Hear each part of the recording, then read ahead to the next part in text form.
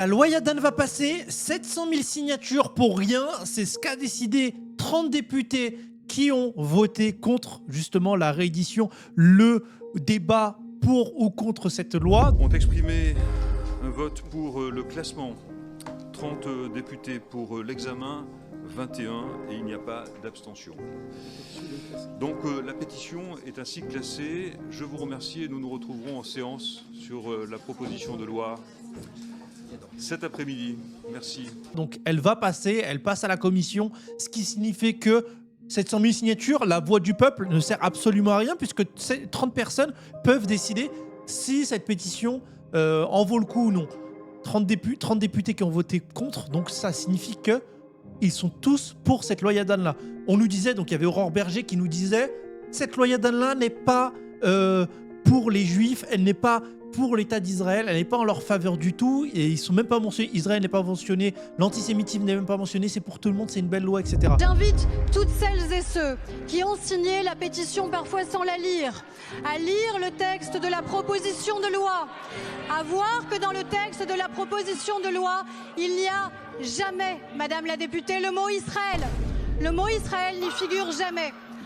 Le mot Israël n'y figure jamais.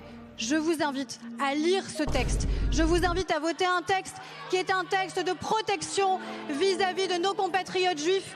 Nos compatriotes juifs s'interrogent sur leur avenir dans notre pays, dans leur pays.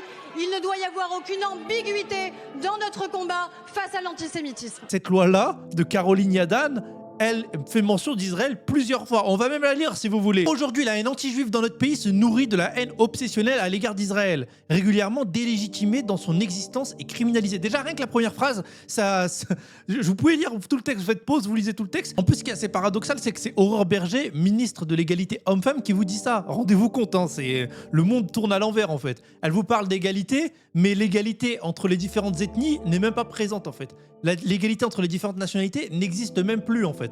Parce qu'on peut délégitimer la Palestine, mais pas l'État d'Israël. L'État d'Israël qui est plein, entier, et qui est l'armée la plus morale du monde, selon Caroline Yadan. Enfin bref, on a Aurore Berger qui est ministre, qui n'est même pas capable de lire une proposition de loi, et qui va voter pour ou contre justement cette proposition de loi. Nous qui sommes les citoyens qui avons voté contre justement cette loi-là via notre pétition, enfin qui avons signé cette pétition-là pour faire annuler cette loi-là, on a lu la loi.